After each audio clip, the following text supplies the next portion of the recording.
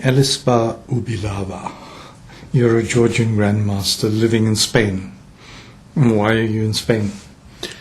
Okay, it was a difficult time for Georgia, you know, 19th, when the United States disappeared. And I moved in Spain because I have few good friends and they invite me to work here. How long have you been here? From family, I'm living here from 92 or 93, I'm sorry, but I started to work here from 90. I see that your whole family is here and they all speak Spanish. Yes, of course. Kids were quite young. My son was 4 years, only had 4 years, and my daughter 7. And of course, now they speak in Spanish better than the Georgian, you know. And okay, we are here, and we think to follow here in Spain. We like how it's going, our life here. You're close to Madrid here, and there's another chess player in this town, a very strong chess player, Wittmann. Yes, Wittmann. For him, I'm here, maybe. Yeah. Yes. How does this happen? Did you come here? Did you come here as a second, or did he bring you here, or what happened? Yeah, it was. It's happened in '94. In '94, first year we lived in Oviedo in Asturias. You know, It was our first try to move in Spain. But then in this small village lives our very good friend Mauricio Nieves, lived Nieves Perea, and my protector, my good friend, he was worked in Oviedo's University. He took me in Collado Mediano, and from this moment started our very great friendship between Mauricio and Nieves and me. And Mauricio and Nieves were Vichy's greatest friend, and it was why we came together. So you met here, yeah? Yes, I met Collado. here. And you've been working very productively with Vichy for almost 10 years now. Yes, we worked a lot together, and a lot of tournaments, a lot of memories. Quite great for these years, and I enjoyed a lot, of course. We had different moments, of course, in our life, in our job, and yeah, but you've been with him most of the time. Tell me, what kind of a player is he? What is Vichy's strength? Why is he so strong? It was a very big surprise for me to understand that the guy wasn't thinking absolutely, but he was offering some variations, you know. I was not. It was not easy for me to start to work with him, because he was not offering one direction, but few directions, you know. You are thinking about one move, and suddenly he gives you 10 variations, you know. It's some kind of explosion, and it's difficult to understand what's going on with this guy. But step by step, I started to understand his personality, his big talent, his mentality, his directions, directions of his concepts. Maybe. What are his main strengths? I mean, is he a calculating monster? Does he have a deep understanding? No, it's his feeling, I think, feeling of chess. Instincts. Yeah? Yes, too. Yeah. Instincts. This is some kind of natural instincts, and I don't know how he catch these variations. It comes with as he has here some kind of movie, and suddenly he gives this variation and it's best move, you know. How he's able to calculate so deep, so strong. And okay. Then he needs to help too. For example, for him it was very important to work in opening and opening directions and discover new ideas, some new moves, new concepts, and our main job was following this direction. And his instinct about dynamism of chess is very high. For example, what is dynamism in chess? Dynamics in chess, it's initiative. It's this feeling of to do immediately something, to do something with position, very concrete things, you know, and calculate this. And it's wrong to say, for example, you know, generally I think that this structure is good, is okay for this because I have healthy structure. You have some kind of 2 islands or 3 islands of structure. No, it's not okay. It's not working with him. It's not working with this type of players because it's a very concrete position, very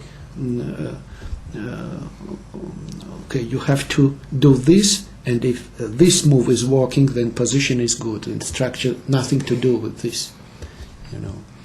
And I started to understand this kind of reflections. What is your job? Do you have to prepare opening lines for him, or what exactly do you do? Yeah, main job is trying to improve openings, to change something, to create new theory. You know, it's our job. We are, because we are chess players. We are we are discovering new directions, new ideas. It's a main job, of course. Without new moves, new ideas, nothing to do today. And this is the main job. But of course, then you are looking games of his opponents. Then you are trying to understand their weaknesses, what they are doing, how they are moving, and it's our job to understand where they are, to find them, to try to do one step more, or to try to catch him. I can see that there are 4 notebook computers here in the room. Does that mean you work with computers a lot? Yes, of course. Yes, a lot of time. This is no doubts. And how do you work with computers? Do you use databases, or do you use chess engines to analyze? Yes, we use everything, databases and chess engines. Of course, without chess engines, it's nothing to do with modern variations, you know. And this is true that chess engines today are doing so many things for us. It's some kind of revolution. I am absolutely sure in this.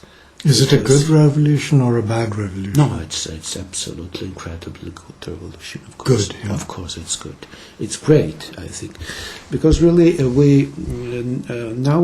our understanding of chess is much deeper, is better, much better. I think now we can understand how difficult is chess is it, how many levels it has, and sometimes I think that now I can understand what's the really matrix of chess. You know, by using engines or what? Yes, my intuition tells me that chess is something we can feel it. Chess is not for me only concrete moves, you know. It's very great concept. It's very deep understanding, and this concept means that chess is equilibrity, plus domination. Hmm. And I think that this is some kind of mother of matrices, mother of everything. Why I think this? Because Chess Engine explained me that how he's doing, how he's dominating things, how he's keeping this equilibration, and now my understanding is this, types Great. of This, the computer probably does much of the work which is very boring, looking at analysis. Or does it do creative work for you?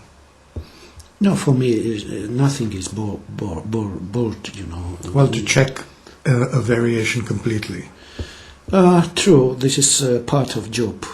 You have to check.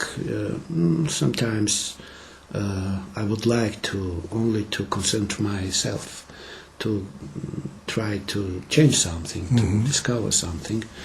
But okay, it's normal for me to check variations, and second day to say Vichy. I think that here everything is working okay, and he's revising everything, and okay, if it's working really good, it's part of work. I don't think that. I would have thought that the ideas come from the human beings, from you and from Vichy, and that Fritz just checks the variations and tells you, no, here you're making a mistake. Of course, if it's very concrete, then he shows this very fast. But sometimes, sometimes we have to improve even chess engines, because his evaluation sometimes is a little bit not so not correct. I mean, it means that sometimes he's sobreevalua. How it's to say it? Overestimate variations, and still it's difficult to discover maybe this moment how works human mind. Yes. And maybe it's to improve even chess engine, and we have to improve in this case, for example, many times when chess engine going in variations and variations, it doesn't sense, then we stop. But it's enormous of help of chess engines. Is Vichy good at using computers, or are you better? No, Vichy is excellent, of course. It's a joke. You joke, of course. Vichy is better. He explains me a lot of things, and so he uses the computer very well, yeah? Very well, yeah. He knows it deeply, and a lot of tricks and elements. He knows it's really good.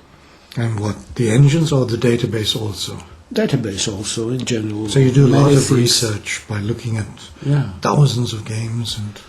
Yeah, of course, and he's doing very fast. And if something is not working, then he improves, he changes things. He goes in. He finds other doors, other windows, and open these windows and enter from windows, from doors, and from different sides. And it's different. And for me, it's more difficult. I'm still. My main job is, my main exit maybe is to discover something and to give Vichy, and Vichy, look, I have new move. and he's really happy sometimes, and he's really and we're together walking and trying to improve, to change, to find some. It's very nice. We're going to...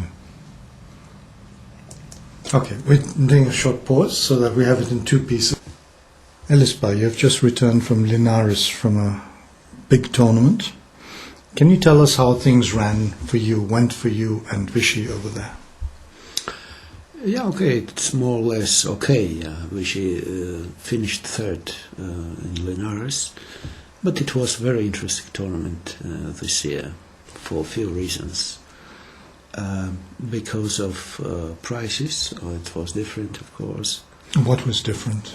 Different was because players only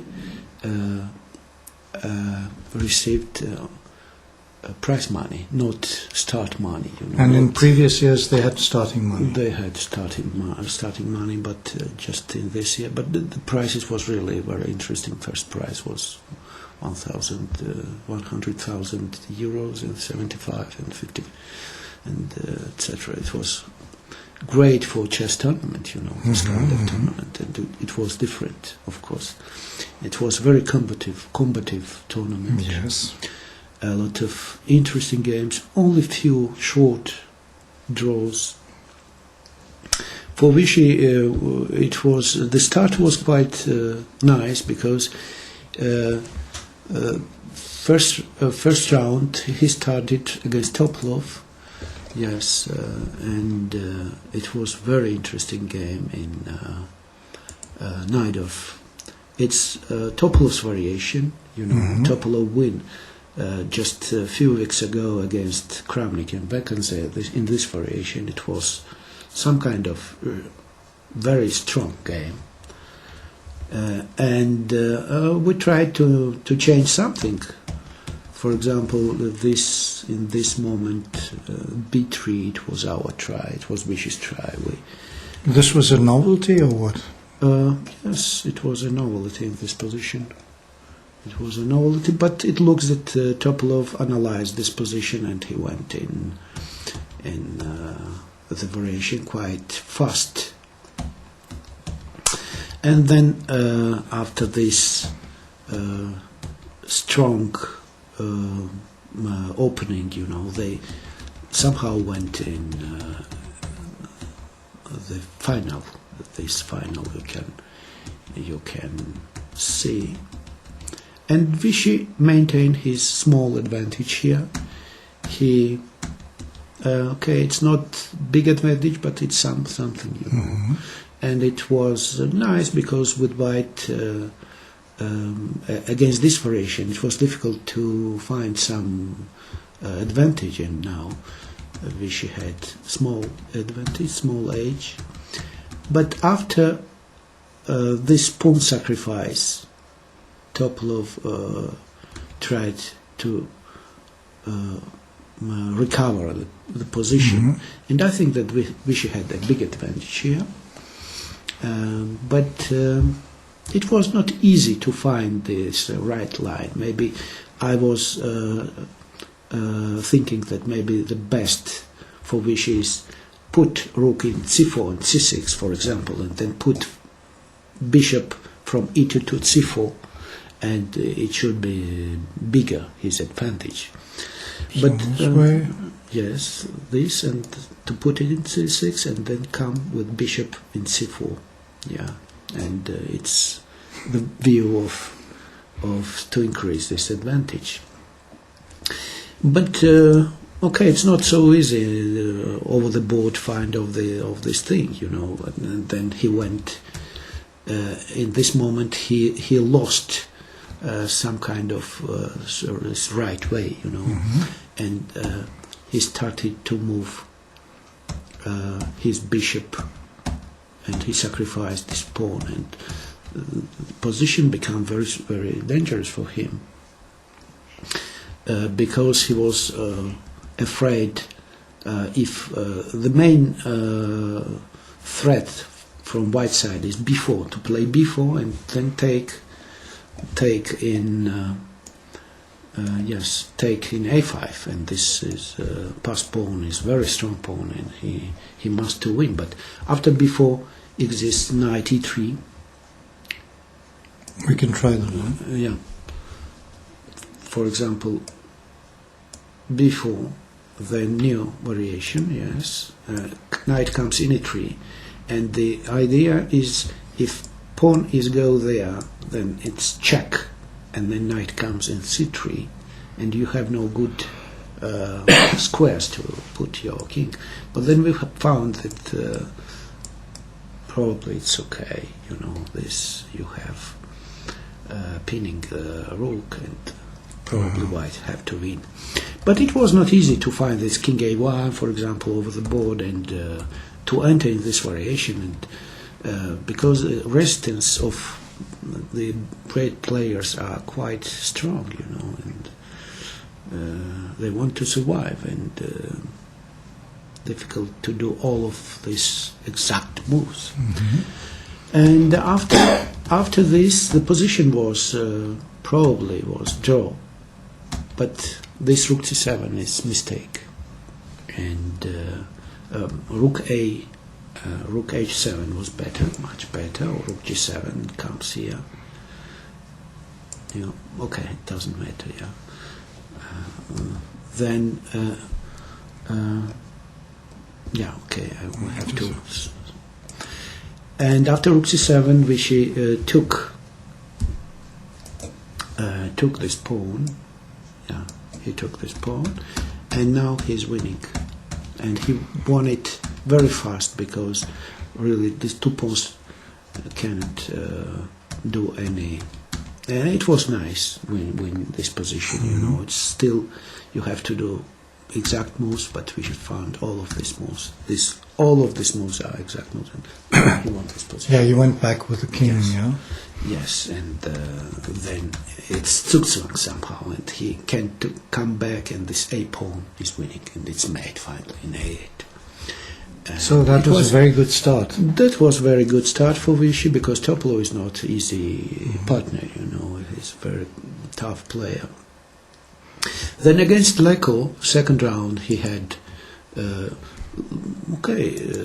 we found that, for example, in this moment, Leko tried to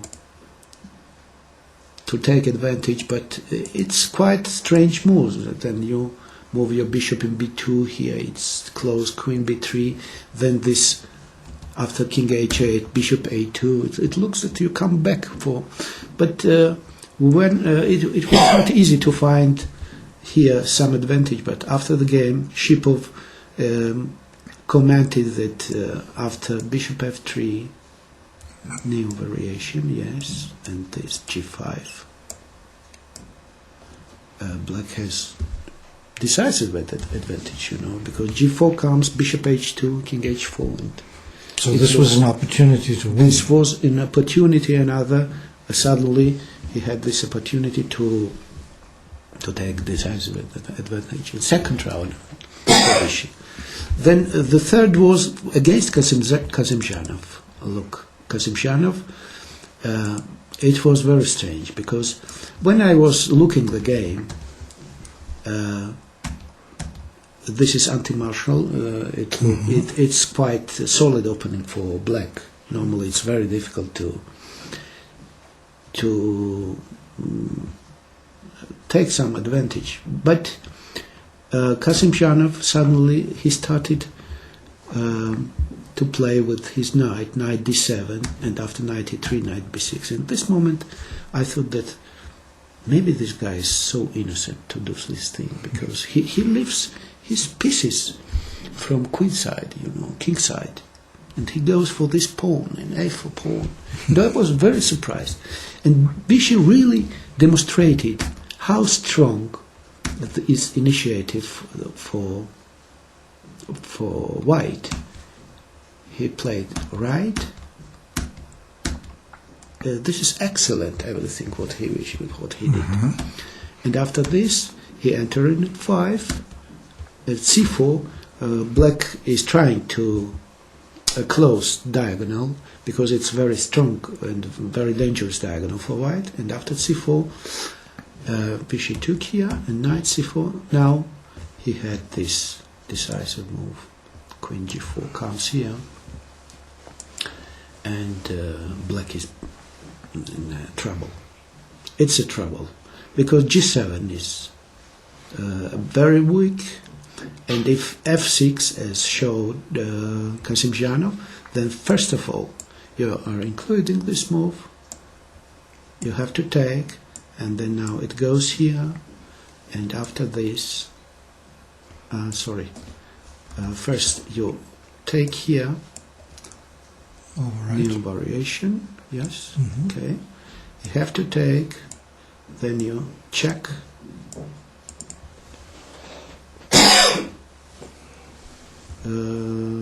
check, take, and take, and you can you take this pawn. You have one pawn up. You are one pawn up, and better structure and good possibilities to win this game. If not, for example, if it's if he tries to take this knight, for example, then you take here. Now you threat to play f6 and mate, and after f6 you take with check,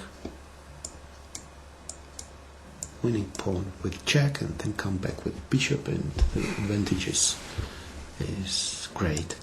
And second different thing, after in this last position when Kasimdzhanov played rook b2, now it was absolutely clear that he had to play f4 Vichy, threatening f5, and only move probably is this.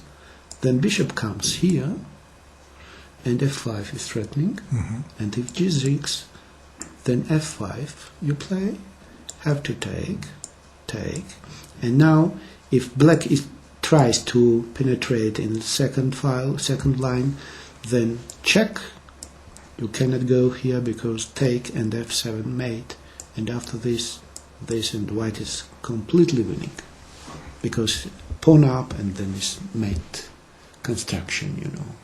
And it was not very difficult to see, you know, I don't know, but Vichy played very fast, bishop f5, this is weak move, and after this maybe black is slightly better. And the game ended in a draw. How does this happen? He took this decision. Sometimes it's happening with him. He takes decision quite fast, you know. And was he in time trouble? No, absolutely. He had a lot of time, but okay, this is his mechanism, you know, to take decisions very fast. Okay, this is second, but for us was very important this game against Kasparov, you know. And this was a difficult game. Oh, yes. To try to solve the opening problems, and because it was quite clear for us that Kasparov will play Sveshnikov variation, and today Sveshnikov is a very solid, very strong, you know. And nobody knows advantage against Sveshnikov. Okay, then we enter here. After this game, Topolov, Leko refused this new line, which prepared we together with Vichy, and he find over the board this very strong knight e7 move. And for this reason, we didn't like to enter the same variation, and Vichy found over the board this new rook a2, knight e3, and queen a4, and bishop b5. It was his decision over the not over the board, but quite fast, you know. It was some kind of trouble in opening preparation for us. And here Kasparov suddenly choose weak move, rook b5. But after knight b4, for example, it's not clear who is a better. Maybe black is better. But should be analyzed quite more deeply. Yeah. But after this and this variation, you can see that two bishops are very passive. Two knights are as you know, a stone in the center, and you have this b-passed pawn, and white has, I think that it's decisive advantage. And Kasparov told that he was lost here. But afterwards, yeah, okay, this second part of game, you know, which played, look, b4, bishop e6, c4, okay, queen c8, queen b3. In this moment, it is very important to understand that, or you have to push your b pawn, or you have to take e4 pawn. One of the two things. But Vichy lost few tempos.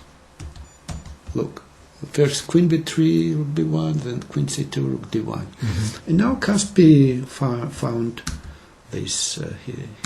He improved a little bit his position, h5, king g7, rook f7, more solid. And now it's more difficult to win game, you know. Queen c8. This is good maneuver. Bishop c7, c8, b7. Knight comes in d5, c3. This, and he have to take because Vichy is threatening to take in e4. Queen c5 and b6. It was a decisive mistake. Okay, if he only try was knight c3. This was only try. And now the better move is e3 to sacrifice pawn and try to defend the position, because after rook c7 and b6 he can take here because knight d5 and two pieces are threatening, and he can take in c4 because takes rook b1 and then it's winning, b pawn is winning. Okay, then only move is this, then b7. It's very concrete in this moment. He have to take. We take with queen. Bishop and rook are in danger, hanging. Rook b3, take. Queen e7, check. King have to come in h6 and rook b1, and then you can try to fight against Fritzi. He is winning all of these positions, you know, because it's mate. It's long variation, but it's forced winning variation. Yeah. Okay, but after this queen d4, then they enter in draw variations. It was draw. And okay, some kind of he was very upset, you know, after this game, because he was quite close to win this game against Kasparov, and it will, of course, it will be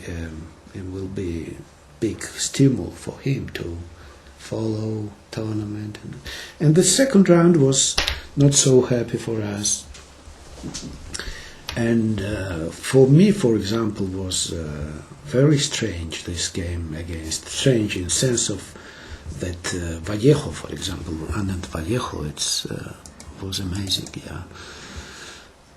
It was more or less, Vichy had small advantage, but it was not sufficient for something more.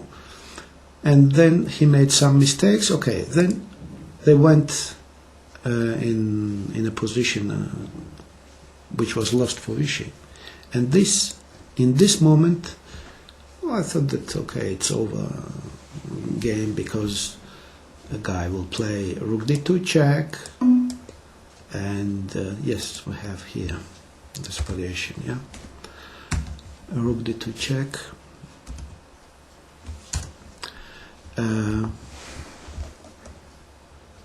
Yeah, okay. Rook d2 check, king e1, rook d7, king e2, and then rook comes here, and then you have to take. King comes here. It's nothing to do, because this rook here, this, and you can come back because you lose pawn and queen. It's winning, and it's so clear and it's so easy to do this. And after a few minutes of thinking, guy is doing this. After minutes of thinking? Few minutes, I think 3 or 4 or 5 minutes. Because when he was thinking, suddenly I asked myself, but is it possible that guy don't know this way to win? It was absolutely impossible to understand for me. If he don't know this, he cannot calculate this. But I don't know. Difficult to explain for me, but sometimes it's happening. Maybe we know stranger stories, you know, chess world and this. And it was some miracle Escape. Yeah. escape. Yeah. And then And against then- Kasparov, it was a quick draw. It was a quick draw without. Nobody it's- wanted to fight. Yeah, because it was some kind of situation when Kasparov wanted to take first place, and he needed these two draws probably, and he played this Petro variation. It's dead draw. I think. You cannot do nothing. And then last game, Vichy tried to play against Yes, what happened? Adams.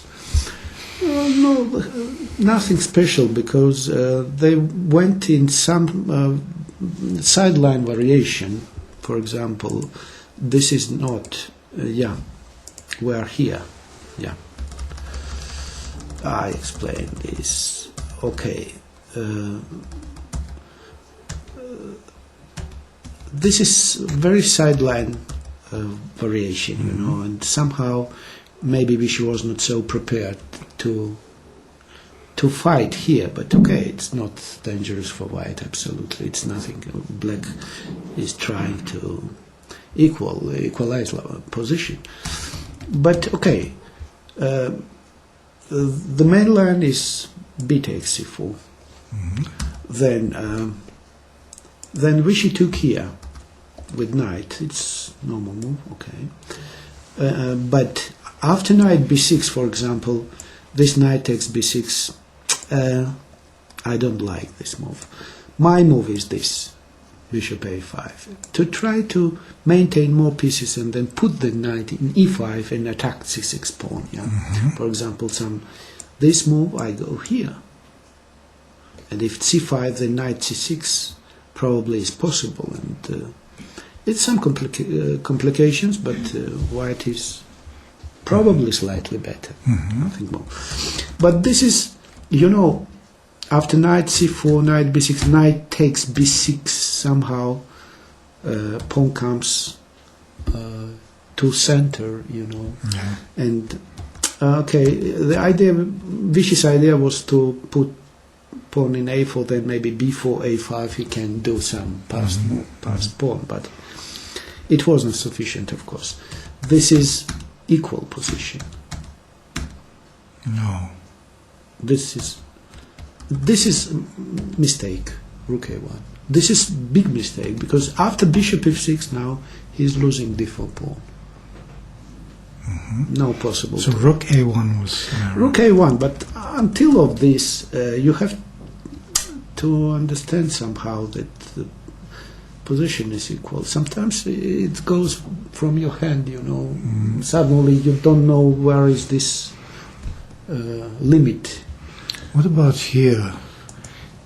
Couldn't he take with the rook? Yes, he can take with the rook, but still in this moment he was wondering that he is better slightly, you know, bishop f6 somehow. He missed it. He missed it, absolutely. And then it was very difficult to find. Okay, maybe the best way is to leave this pawn and try to fight with this pawn, but he went in other variation, and now black, after this black, they have two pawns. Pawns. It's impossible to defend this position, and he lost. So was it very tough, the last round, to lose? Last round, it was very tough for me. For me personally, you know, because... Do you suffer a lot? Do you suffer a lot during After this, one? yes. Yes. In general, and... In general, not. My feeling was great, because things was working okay, more or less, but we had some good positions. Even after this game against Vallejo, okay, it's happening, but this game was too difficult So to you survive. personally suffer a lot when he is losing? Yes, yes. I'm suffering, of course. Maybe not less than him. Not less than that. Okay, but what would you say about the tournament in general? Just give us your summary. Yeah. In general, this was great tournament. Of course, the last round was very it had impact, you know, for us. But it's interesting that when he missed this Topalov-Kasparov game, when he missed this move, Queen F1, suddenly I understand that his feeling is absolutely awful of Kasparov. And then suddenly he took this crazy decision to enter in pawn final, Pawn end game. Pawn end game. Mm-hmm. I don't think that when you are feeling normal, when you're in normal situation, you will take this kind of decisions. Nobody knows if it's draw or it's losing. Yes. And he had other way Mm-hmm. to try to solve game. So I don't understand. Game, yeah. Why did he do it? Because? I think that because of few reasons. I think Mm-hmm. because of it was a last round, and maybe he was quite nervous and he wanted to draw this game. And it was the last professional game of his life. Then he announced that it's last professional game. He knew it before the game. Yeah, but then I think that maybe really his system is not so good as 10 years ago or 5 years ago, and really it's difficult to take other decisions, to resist as nothing has happened, and now it's okay. It's chess is a very difficult game. It's disgusting people. And about his announcement, even you are saying that he know that this is last game and he prepared this.